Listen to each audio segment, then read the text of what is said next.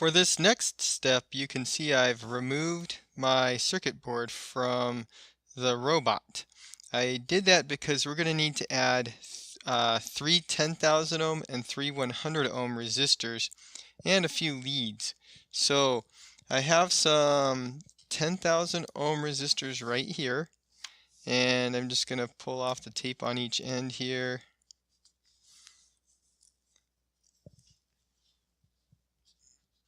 And then I'm going to bend the sides at pretty sharp right angles, just like this.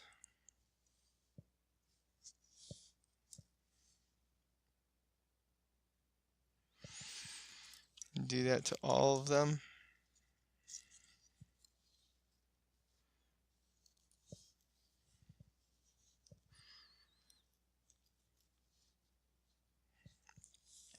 And then I'm going to feed the leads into the three spots right here. These are where the 10,000 ohm resistors go. So it's a little bit tricky to do this without getting my hand in front of the camera. And then just push it on through.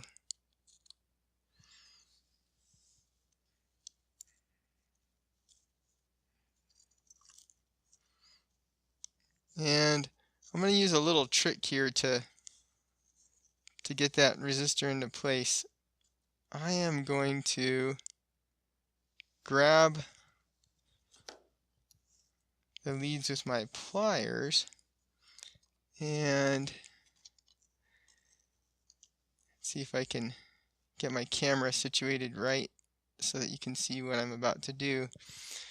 If I grab this lead with my pliers, I should be able to pull it so that resistor gets pulled into place, and then I'll do the same thing on the other side. So now the resistor is right where it needs to be. You shouldn't have to use pliers. I had to because I didn't bend the leads quite sharp enough. I'm going to go ahead and get the next one put in place.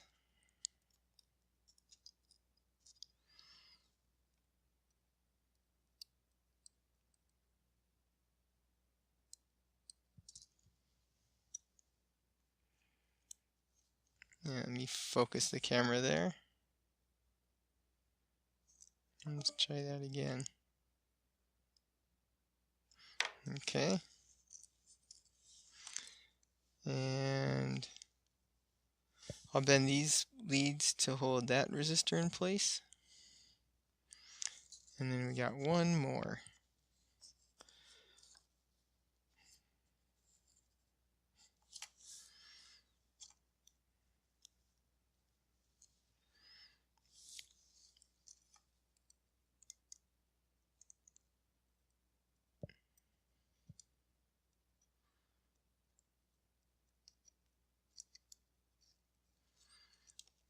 There we go. So now I should see 6 leads on the backside bent in such a way that it holds those resistors in place. And it's time to put a little flux on all of the pads and all of the leads for those resistors. Then just solder them in place. Again, be sure to make sure your iron is touching both the pad and the lead for the resistor.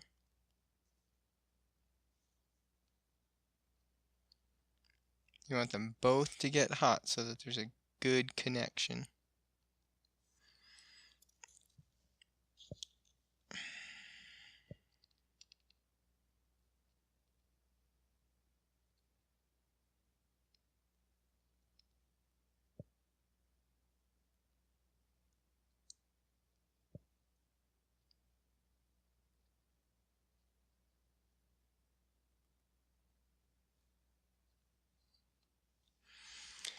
Once you've soldered them all, go ahead and snip the leads off.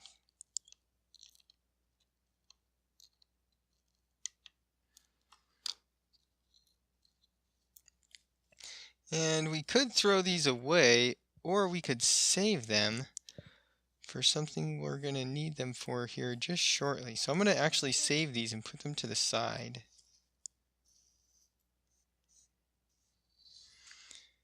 And now it's time to put in my 100 ohm resistors. So I'll take the tape off these ones. And I'm going to bend them at really sharp 45s, that way I don't have to pull through with my pliers. One thing you can do to get a really sharp 45 is push them against the table like that, and then you get a really nice sharp 45.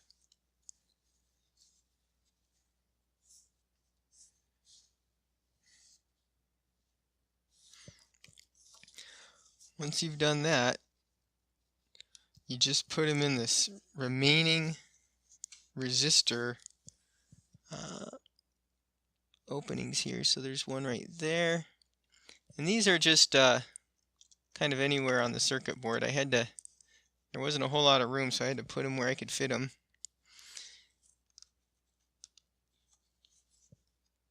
And still make it easy to trace the paths to the various parts of the circuit board.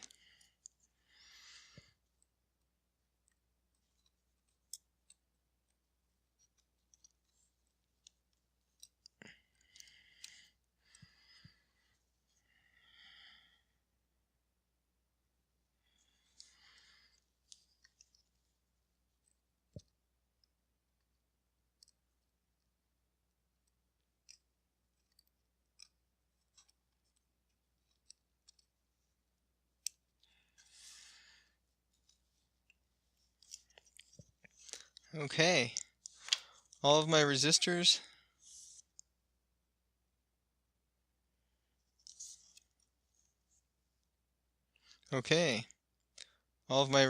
are now in place. It's time to solder them again.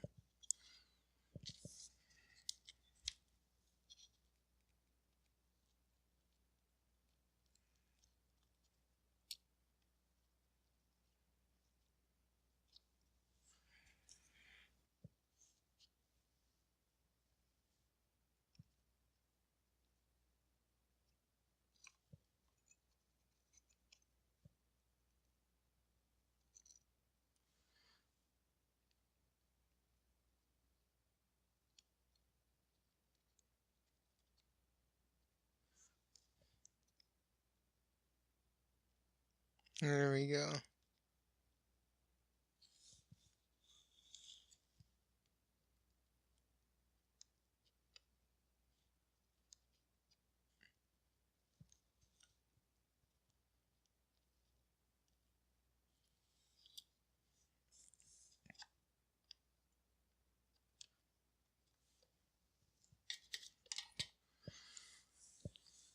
Again, I could, after I clip these leads, I could throw them away, but they're actually going to be very useful for us here in about just a few minutes.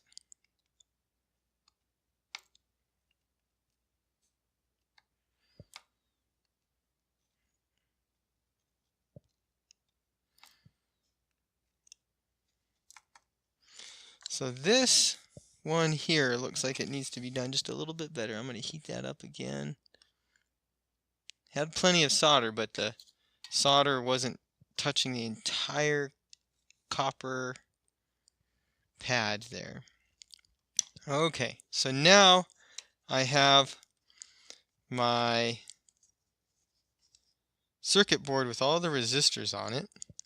The next step is I need to put some leads that I can use to connect to my emitters and detectors. So I'm going to take some of the leads that just came off of all of these resistors, and I think I actually have exactly the right number of leads that I need. So I'm going to bend this one so that it's, I'm going to bend it a little sharper there. so that it looks just like that. And then I'm just going to stick it right there. And now I can put just a tiny bit of solder there to make the connection. And it went off to the side. I'm going to straighten it out here. And it just burned me. So when you're doing this, you're going to want to make sure that either you can handle getting a little burn, or you might want to use some pliers to hold on to that when you're soldering. So that's what I'm going to do the next time around, next time here. So I got the next one ready, and I'm going to hold it with my pliers just like this.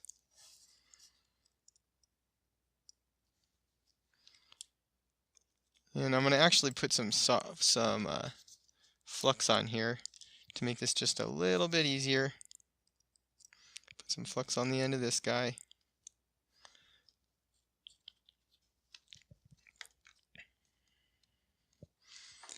And then I'm going to put a little bit of a blob on the end of my iron here. I'm going to hold that in place. It should look just like that when I'm done. I think I want a little bit more solder on there, so I'm going to feed in just a tiny bit more.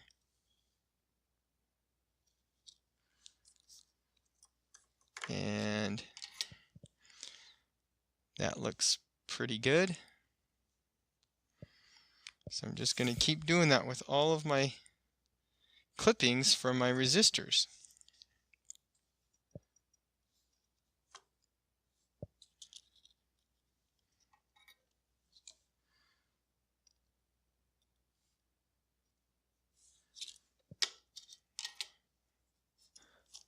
When it comes time to solder the leads to these little sensor connectors here, I'm really concerned about burning the female header here. I have to get so close, it's almost impossible not to. However, if I just flip my circuit board over, then I can connect my leads on the back side really easy.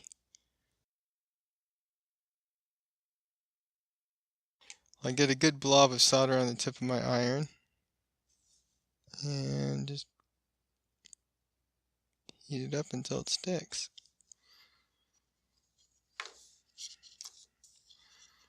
And I don't know if I'm happy with that. I think I'm going to heat it up just a little bit and just touch the tip of the wire so I get a little more control over it there. Okay.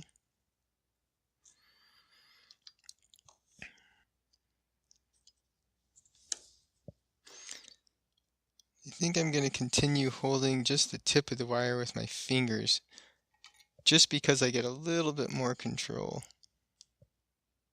and it's not too hot.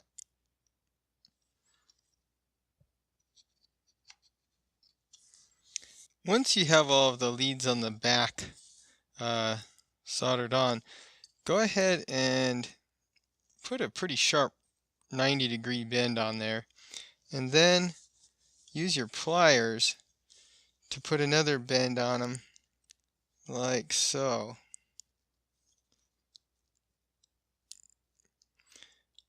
What this will do is it will allow us to solder to the leads for the sensors without having to be right against the plastic for the of the frame. On the left side of the mouse, you can see I soldered them to the underside too, again because I was afraid of getting the soldering iron too close to the female header here. So again, I'm going to make a pretty sharp bend in these, and then I'm going to use my pliers to make another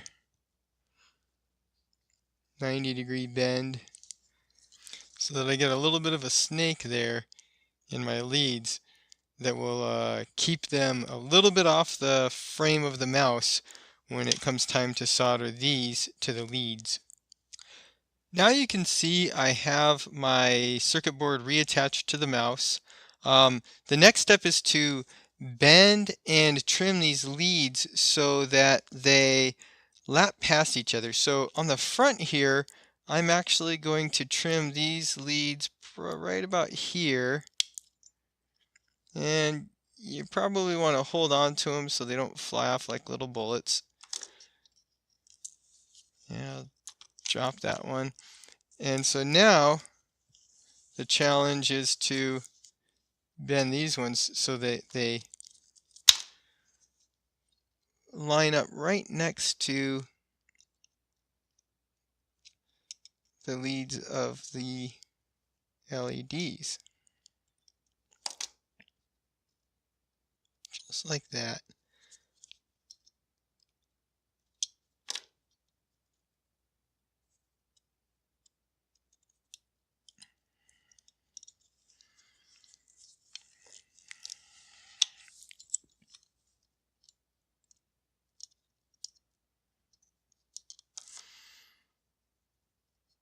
And you can see they're a little bit too long here. So I am going to trim them just a little bit. I want them to overlap by as much as I can possibly get them to overlap, but here it's too long. It's actually bumping into the sensor down here. So I'm going to very carefully make sure I only trim the one that's going too far and not the sensor wire there. And now I have something that's right next to I have a lead right next to every single sensor lead. So the leads coming off my circuit board match up with the leads coming out of the sensors.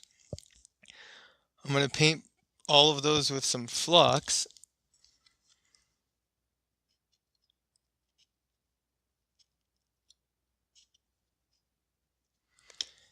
And then if I hold this up just right, I should be able to just feed in a little bit of solder here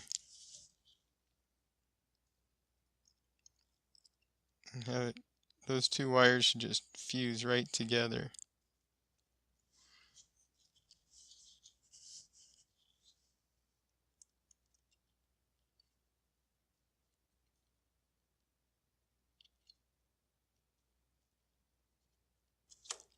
When I'm all done, it should look something like that.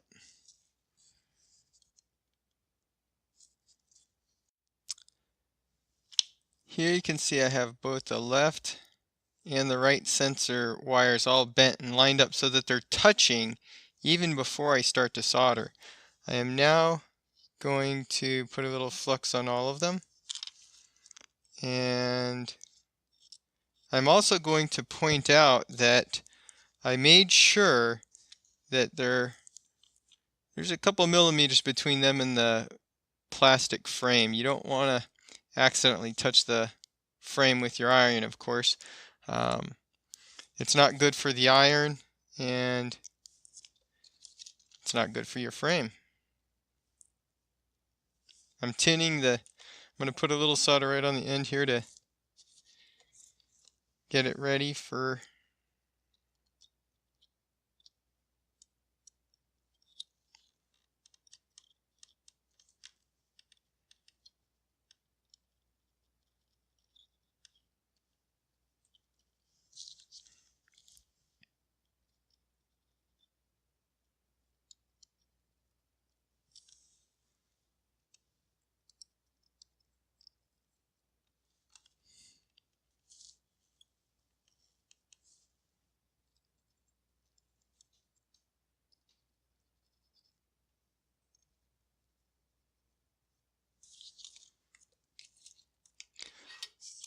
when you're all done, your sensors should look just like that.